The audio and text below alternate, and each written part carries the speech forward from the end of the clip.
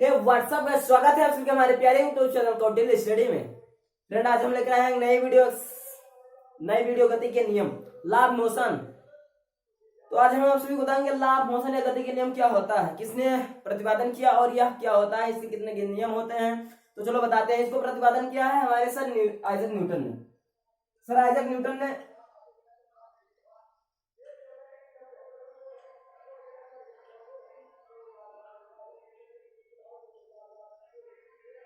Newton ने इसे प्रतिपादित किया है। गति के कितने नियम होते हैं? गति के 3 नियम होते हैं। गति के 3 नियम होते हैं। वो क्या है? यानी कि गति के नियम,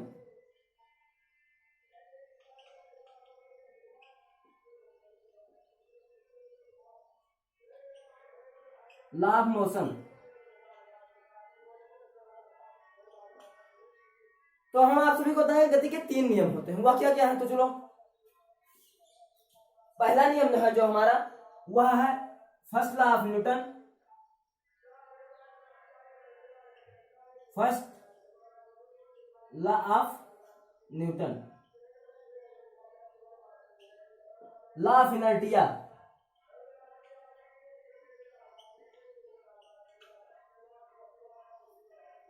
यानी कि जड़त्व का नियम।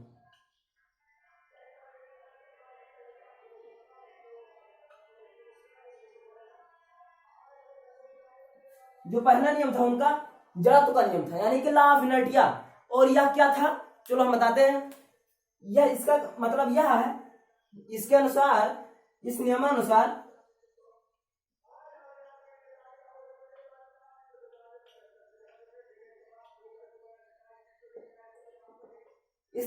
यदि कोई वस्तु विराम अवस्था में तो विराम अवस्था में रहना चाहती है, और यदि कोई वस्तु गति अवस्था में तो गतिशील अवस्था में रहना चाहिए। इसका मतलब क्या है कि कोई वस्तु अपनी स्थिति परिवर्तन का विरोध करती है। कोई भी वस्तु अपनी स्थिति परिवर्तन का विरोध करती है। यानी कि यदि हम कोई गेंद फेंक दे रहे हैं, यदि कोई गेंद हम फेंके हैं तो जब तक नहीं रुकेगी जब तक कि उस पर कोई बल न लगाया जाए, जब तक कि उसका कोई विरोधी बल न लगाया जाए। और यदि कोई वस्तु रखी है और उसको हम तब तक नहीं, जब तक वह नहीं खिसकेगी जब तक हम उस पर कोई बाह्य बल नहीं लगाएंगे। यानी यदि कोई पुस्तक, यदि ये हमारा हाथ पर रखा है मार्कर, और यह जब तक नहीं हटेगा जब तक हम इस पर कोई बाह्य बल नहीं लगाएंगे। जैसे ये हम बाह्य बल लगाए तो उठ गया। इसी प्रकार हम इसको यदि फेंक दे रहे हैं तो जब तक नहीं रुकेगा उस पर, जमीन पर लुढ़कता चलाएगा जब तक इस पर कोई बाह्य बल नहीं लगेगा। तो इस नियमानुसार लिखित ले रहे हैं, कोई भी वस्तु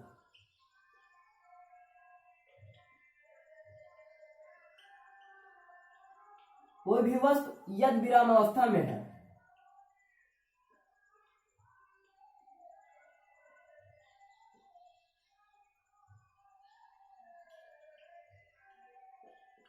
हमें, तो वह विराम अवस्था में ही रहना चाहेगी। वह उसी अवस्था में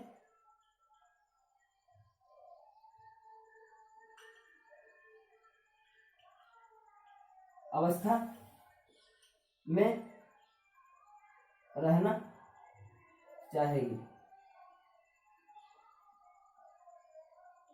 और यदि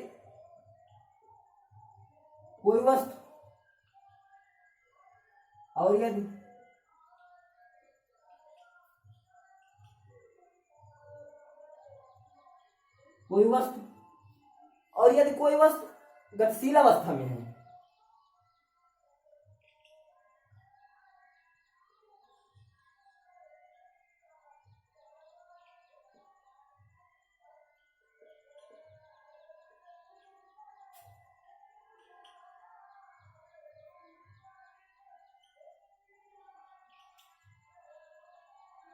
यदि कोई वस्तु गतिशील अवस्था में तो गतिशील ही रहना चाहेगी।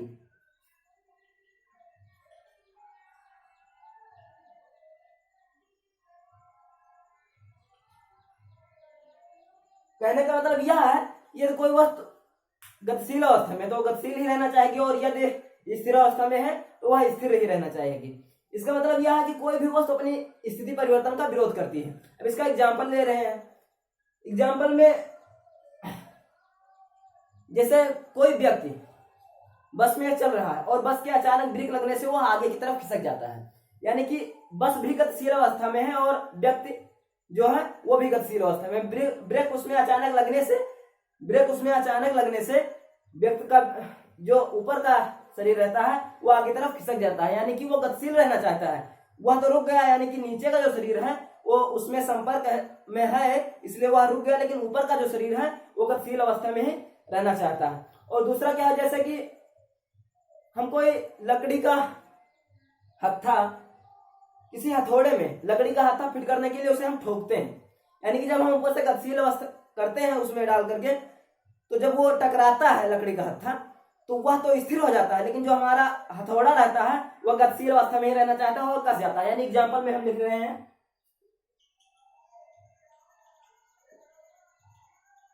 एग्जाम्पल में जैसे बस में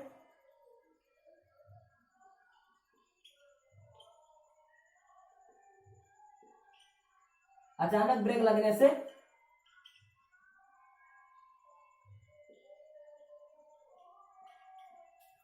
यात्रियों का आगे खिसकना,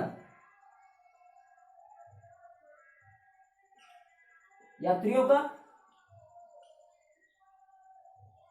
आगे खिसकना। दूसरा, यदि कोई सिक्का किसी एक गिलास लिए, गिलास के ऊपर एक गत्ता रखे और सिक्का रखे उसके ऊपर, तो हम इतना तेजी से मारते हैं गत्ते में कि गत्ता तो गतिशील हो जाता है, लेकिन सिक्का जो हमारा रहता है वह रुक करके नीचे ही गिर जाता है। ये भी इसी के कारण है, जड़त्व के कारण। और कोई भी वस्तु अपनी गतिशील अवस्था को बदलना नहीं चाहती है, यानी कि कोई भी वस्तु अपनी अवस्था को बदलना नहीं चाहती। यही गुण जो है, यही प्रवृत्ति हमारा जड़त्व कहलाती है। इसीलिए इस नियम को जड़त्व का नियम भी कहते हैं। इस नियम को जड़त्व का नियम कहते हैं, या गति का प्रथम नियम कहते हैं, या गैलीलियो का नियम भी कहते हैं। इस नियम को गैलीलियो का नियम भी कहते हैं। और दूसरा एग्जाम्पल हम बता दे रहे हैं, जैसे कोई भी कंबल यदि गंदा है, उस पर कंबल को ऐसे उठाने से, कंबल को झाड़ने से उसकी धूल गिर जाती है। या फिर किसी टहनी में आम लगा है, उसको हिलाने से आम हमारा गिर जाता है। टहनी से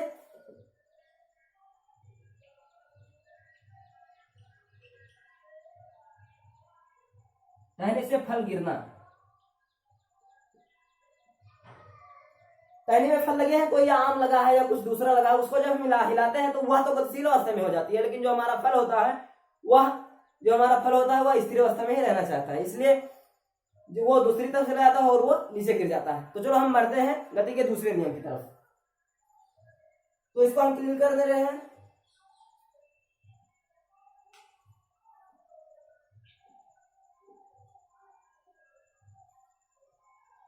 तो हमारा गति का दूसरा नियम है,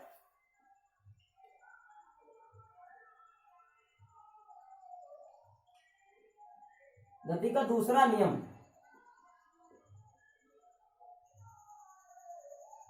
यानी कि न्यूटन सेकंड लॉ।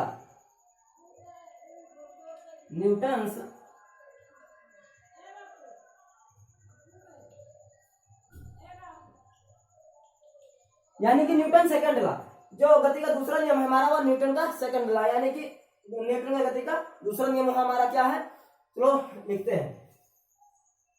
इस नियमानुसार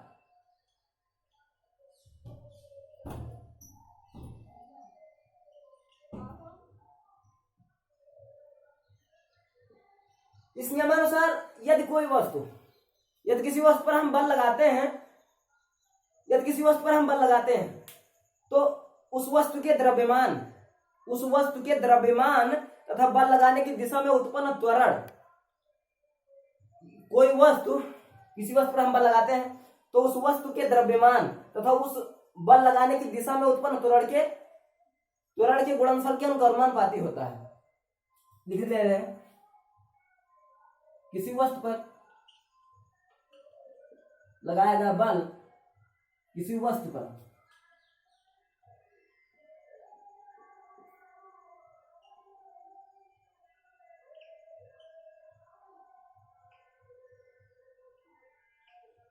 लगाया गया बल यानी कि F, उस वस्तु के द्रव्यमान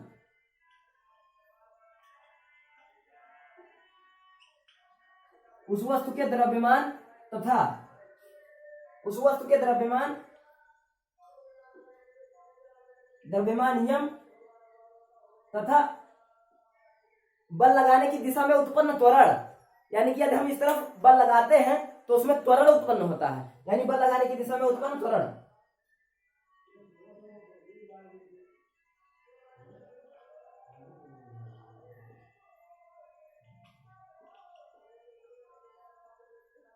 बल लगाने की दिशा में उत्पन्न त्वरण,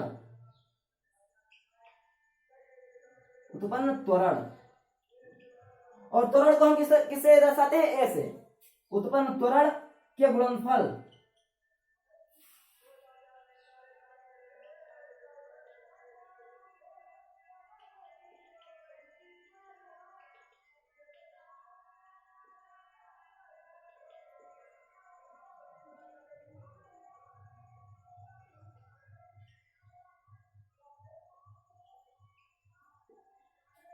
किसी वस्तु पर लगाया गया बल उस वस्तु के द्रव्यमान तथा बल लगाने की दिशा में उत्पन्न त्वरण के गुणनफल के अनुक्रमानुपाती होते हैं, यानी कि F बराबर F अनुक्रमानुपाती होता है यम्य के। F जो होता है वो हमारा अनुक्रमानुपाती होता है यम्य के, यानी कि यदि कोई वस्तु है यम द्रव्यमान की, कोई वस्तु यम द्रव्यमान की है, इस पर हम बल लगाए F, इस पर हम F बल लगाए तो हमारे यहाँ पर वेग कितना था? U, और यहाँ पर आ गया यानी कि B हो गया। इसमें क्या उत्पन्न हुआ? त्वरण, यानी कि इसमें हमारा त्वरण ये उत्पन्न हुआ और ये द्रव्यमान इतना ही है, यानी कि F अनुक्रमानुपाती यम में, F अनुक्रमानुपाती यम में है, यानी कि F बराबर के यम ए, जहाँ के एक स्थिरांक है, ये के एक स्थिरांक है, जहां के एक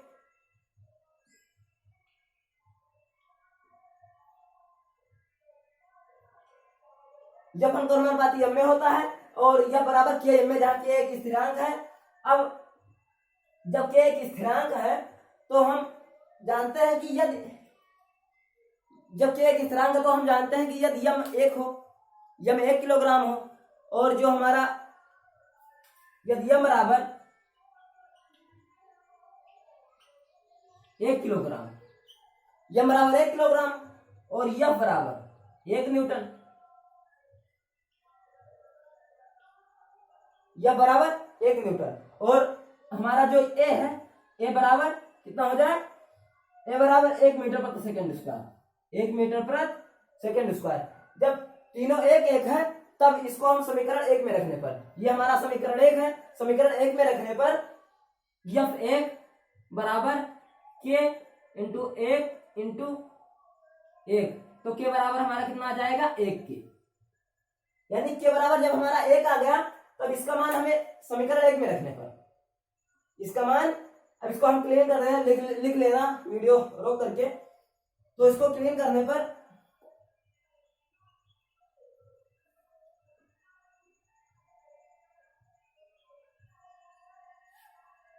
समीकरण 1 हमारा क्या था? F बराबर के यम में, यानी कि F बराबर के जगह हम 1 रख देंगे तो हमारा हो जाएगा यम ए,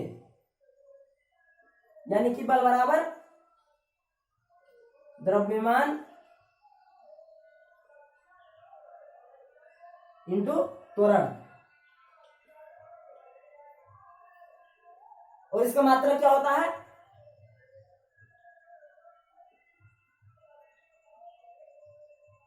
इसका मात्रक न्यूटन होता है,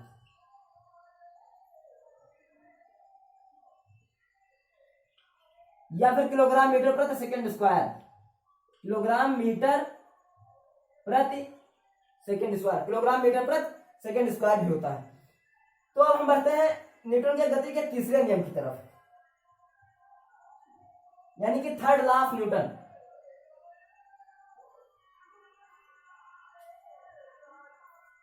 गति का तीसरा नियम,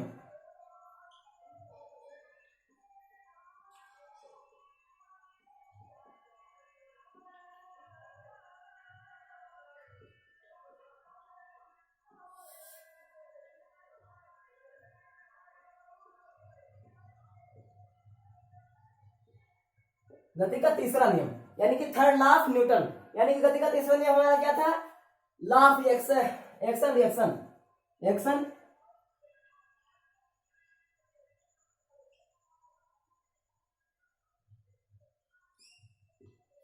फिर लॉ ऑफ न्यूटन क्या है, एक्शन रिएक्शन यानी क्रिया प्रतिक्रिया। इनका तीसरा नियम क्या है, क्रिया प्रतिक्रिया का नियम, यानी इसे क्रिया प्रतिक्रिया का नियम भी कहते हैं। इस नियमानुसार इस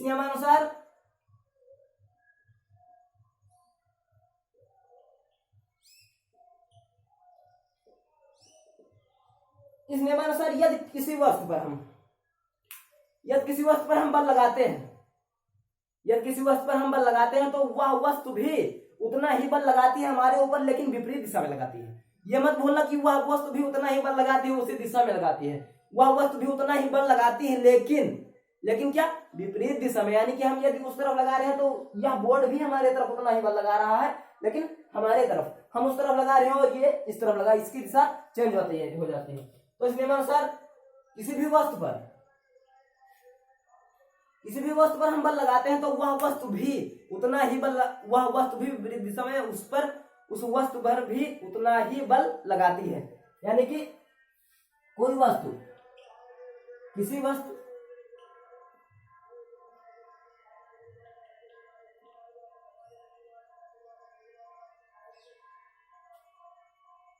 पर जब हम बल लगाते हैं तो वह वस्तु भी किसी वस्तु पर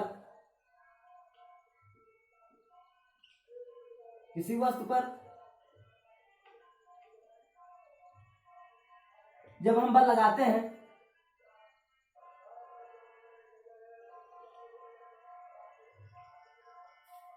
तो वह वस्तु भी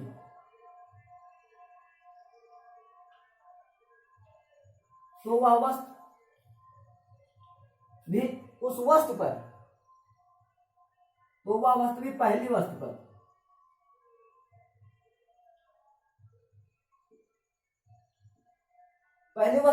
उतना ही बल विपरीत दिशा में लगाती है।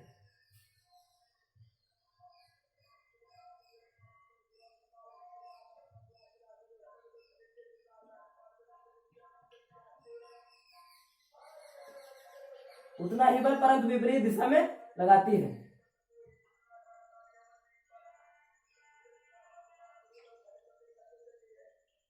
और यही गति का तीसरा नियम है। यानी कि किसी वस्तु पर यदि हम बल लगाते हैं तो वह वस्तु भी हम पर उतना ही बल लगाएगी, लेकिन विपरीत दिशा में लगाएगी। अब इस नियम के उदाहरण, जैसे तैराक कोई पानी में तैर रहा है तो वह जब पीछे की तरफ उतना बल लगाता है तो वह भी आगे की तरफ खिसकता है। रॉकेट जो गति करती है वह जब नीचे की तरफ बल लगाती है तो वह ऊपर की तरफ चलती है। कोई घोड़ा गाड़ी है, यदि वह आगे बढ़ता है तो पीछे की तरफ बल लगाता है तभी आगे बढ़ता है। हम यदि पैदल चलते हैं तो हम पीछे की तरफ बल लगाते हैं तो आगे बढ़ते हैं। यानी कि जब हम पीछे बल लगाएंगे तो आगे बढ़ेंगे, पूरा विपरीत है। एग्जाम्पल में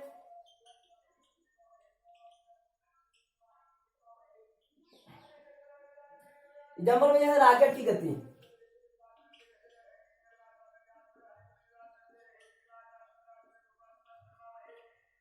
की गति, घोड़ा गाड़ी,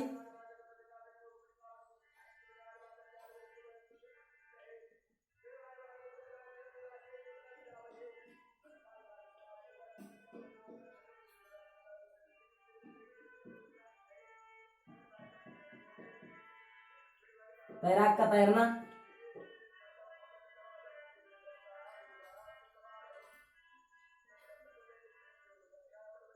ये सभी गति के तीसरे नियम के उदाहरण हैं। हाँ, तो ये हमारे तीनों हो गए।